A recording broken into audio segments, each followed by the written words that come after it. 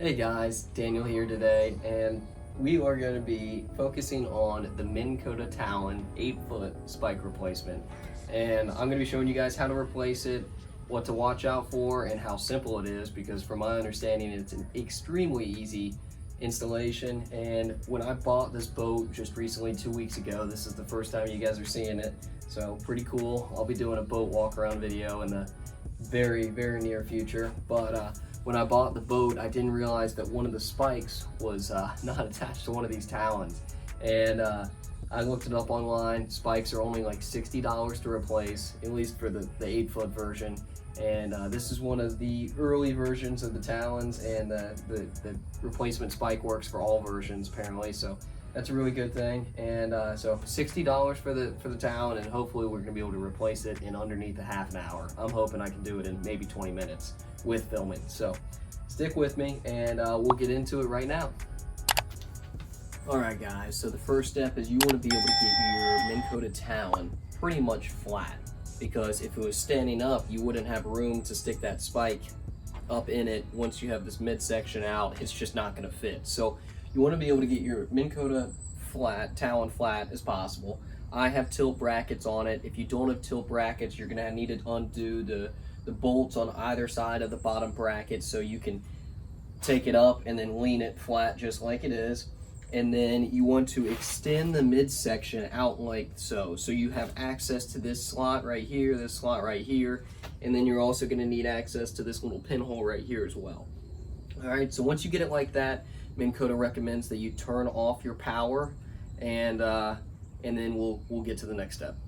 All right guys, so the first step is there is a little pin right in this hole right here that holds in this plastic grommet. And in order to get this out so we can install the new spike and new grommet, we need to pop this pin out. And it's currently located in this hole. So what they recommend is a 1/8 inch punch. And I don't have that, but I've got a 1/8 inch drill bit. And so what I'm gonna end up doing is, just more than likely, if I can't find anything else to suffice, just put this drill bit in and hammer this drill bit right through, and it'll pop out the little punch on the other side, thus freeing up this grommet. In case you don't want to use a drill bit, you can also, if you've got a couple of these laying around, some hex keys or anything like that, you can use the one that fits in the 1/8 inch hole. Or I actually did some digging and I found a very old punch that's seen some better days, but it is 1/8 inch. So I'm gonna be using this thing, hammer it out real quick. But like I said, if you guys don't have a 1/8 inch punch, just use a drill bit or, you know, something like this. You'll figure it out.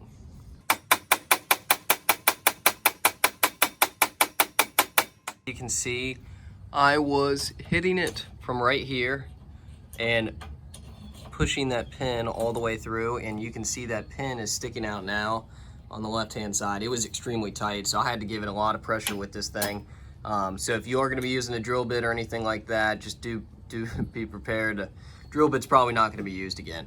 But as soon as you punch it through and it gets enough slack, the plastic grommet that was right here will fall out, and then thus releasing this piece as well.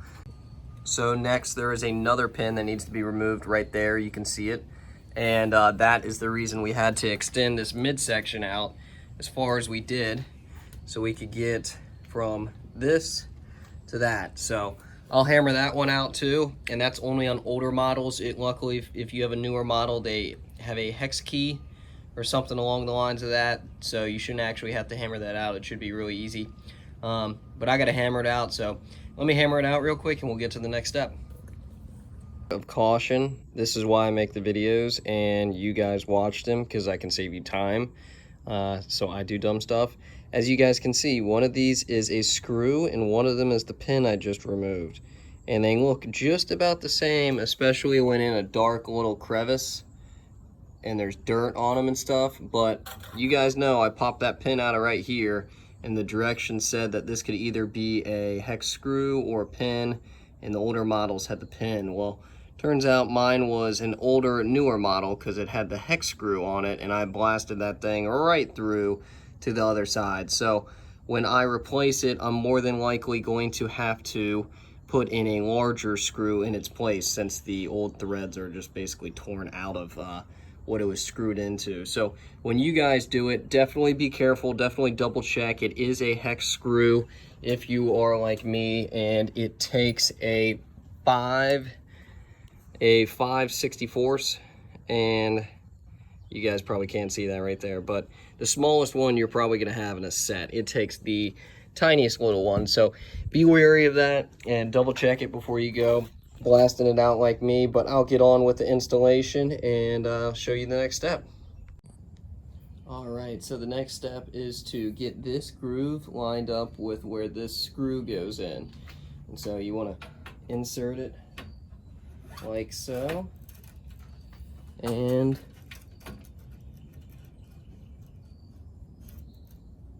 I see the groove right there. So I need to I ended up having to do a homemade job on that, and it should work out perfectly fine. I basically ended up putting a screw in without a head and using vice grips, vice grips, put it in as far as I could, got it so it set on both sides, and then had to file the head off. So if I have to get that out, it's going to be a royal pain in the butt, but I'm hoping this is a one-time fix, and if I do have to get it out, I'll either have to drill it out further down the line or punch it out a little bit and then use vice grips to pull it out and then put in a thicker screw. Either way, not the best solution, but I couldn't find a part that would do the job for me online, so I just ended up making my own, which is another reason why you guys should watch videos like this and save yourself some headache. But I made that work, so on to the next step. You've got the spike is being held by basically this pin or Allen key right here, and you want to put the O-ring on, and you want to slide the O-ring as far up here as possible, and then as far up that spike as possible. And then the next step is you want to take your brand new, call this the spike isolator. So you want to stick this on, and you want to make sure this fat groove down here at the end, this lip, is towards the bottom.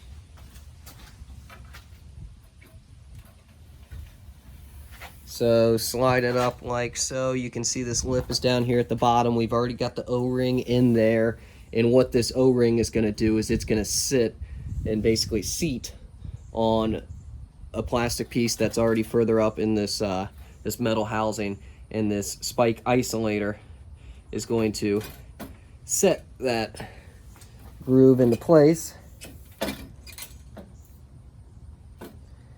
And once it's like this, you should be able to drive that pin into place right there, and they give you a new pin, and I'll show you what that new pin looks like right here. This is your brand new pin. Let's see if we can focus in on that. There you go. And it should also be 1/8 like the original one we punched out. And so you want to make sure that this lines up with the groove, and then you want to just hammer that right on in. One thing to remember is when you're about to put in this black plastic spike isolator, you want to make sure that you put on this metal cover first. And so in order to do that, you just slide it out a little bit, get that thing on there, and then slide her back in, and then you'll be good to go. Now you can hammer that spike right on through. All right, so then all that's left is you got to test it out, and it works. Bang. All right, guys, well, hopefully this helped you guys out. It's a very simple installation as long as you pay attention, watch the video, and don't hammer out that one little hex bolt like I did. That caused me to lose some time, but all in all, a very easy, swap out, and something that anybody can do. You shouldn't have to go pay somebody to do that. You can do that on your own,